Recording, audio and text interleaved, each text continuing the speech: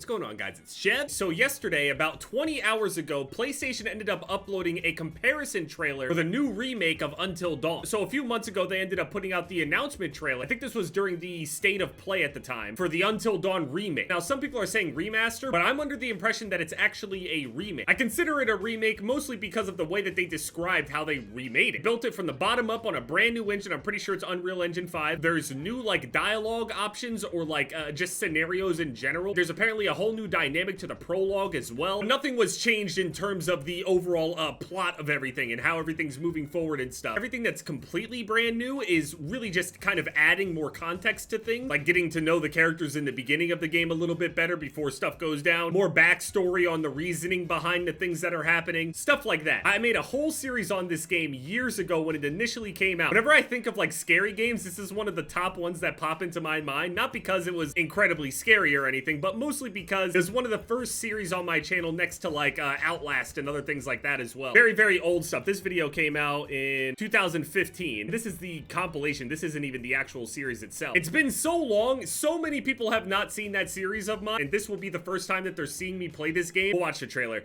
As a note, I saved everybody in that first playthrough. I'm pretty sure. At the time when I was playing it, I wasn't entirely sure if I saved everybody, but it turns out that there are some characters that are just simply not savable, you know? Ballistic Moon. I'm gonna assume that this is the other dev studio that's still made up of Supermassive Games devs, the developers that make these. Supermassive also obviously does the whole Dark Picture series as well. Oh, it looks so crispy in comparison. You'll see the comparison video, but just to show you guys the original trailer. You have to accept this in order to move forward.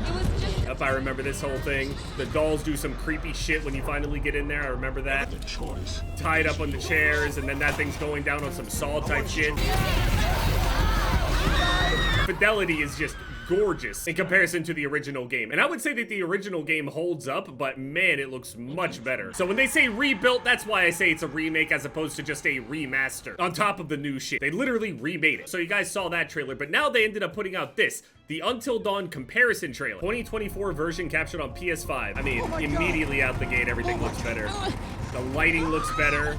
I don't know if ray tracing is in here. I'm gonna assume it probably is. Rebuilt and enhanced again. Obviously, I'm gonna be playing it on PC just for like maximum fidelity. There are a few And boom, things here we go. I Look at need that. to make sure. Look at the you difference. I mean, understand. look at you can even see the smoothness in just the overall animation. Dude, look at this. You can see it in the hair. The lighting is much better. Now it is a PS5, and I'm pretty sure that like every single game is using DLSS and other like weird scaling methods and AI and other things like that. I really wish that there was a lot more like just native support, but it seems like there's so many things going on visually all the time. They seem to build these things almost needing the DLSS and other things at this point. Black Myth Wukong, for example, when I was recently over on the benchmark thing, there's no option for actual native. Ridiculous to me. If I have a system that can run it, why is there no native option at all? I can understand the consoles. I get that. See some of the DLSS just kind of doing its thing. I don't know if it's DLSS or FSR or XESS. I don't know. TSR, I'm not sure. But you can tell just by looking at like the weird little things. DLSS always has an issue with hair. I mean, not to mention the shadows as well. These shadows, not very good. This is well before ray tracing and stuff. And then here, just there's much more detail in general. Lighting and scene, even though it's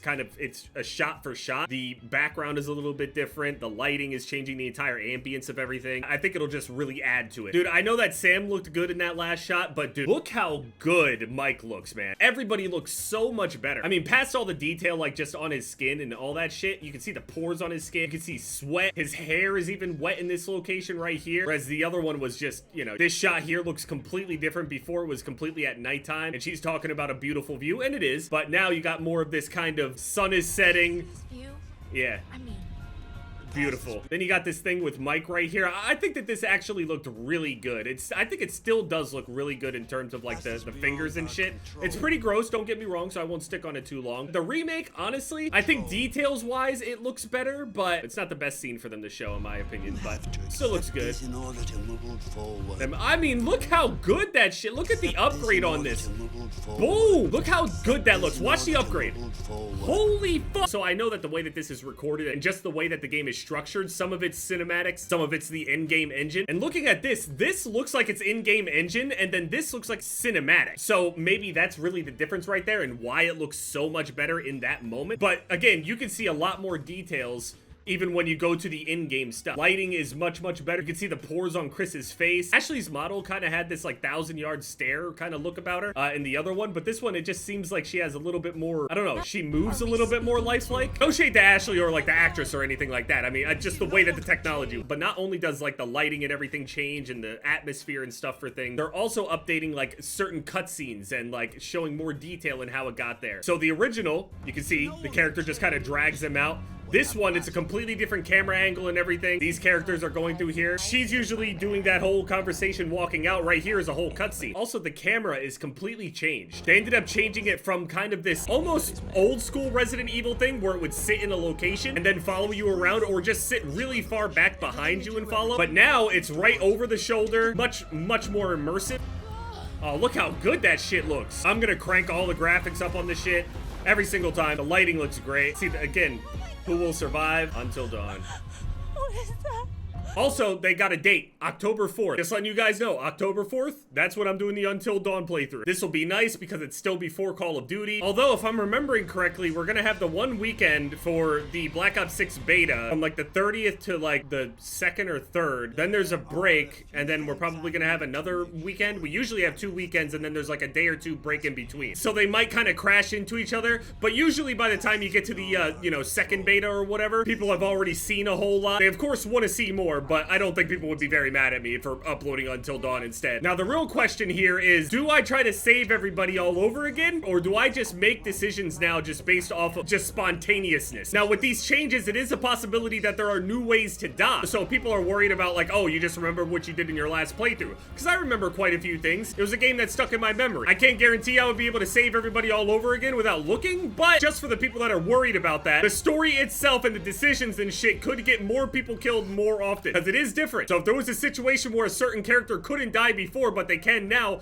I'm not gonna know until they're fucking dead. You know what'd be terrible? If a former correct answer was actually turned into a trap now and you just die for doing that. I specifically remember a few choices in the game where I was like, nope, that is permanent death. And I avoided it, and it was permanent death. Imagine it's bait next time. I'm gonna overthink it too, I can tell. I already know I'm gonna overthink it as I'm playing it. I could go back and watch my playthrough right now, and I'm still gonna be paranoid that I'm gonna make the wrong decision in the remake. But on top of that, I've already gone through a whole playthrough and saved everyone's lives, and I have a decent track record with saving everybody in these types of games. I was successful in a couple of the Dark Pictures games as well, not so successful in others. I think I'm decent at making decisions on these kinds of games, because half the time it's just it's a coin flip. So if you guys are excited for the Until Dawn remake, let me know down in the comment section and by leaving a like on this video. I could try to double upload it, but I can't guarantee that. But yeah, anyway, thank you guys so much for all the love and support. I'm looking forward to this. I'm looking forward to a good amount of games. So, and yeah, it's been Jeb, guys.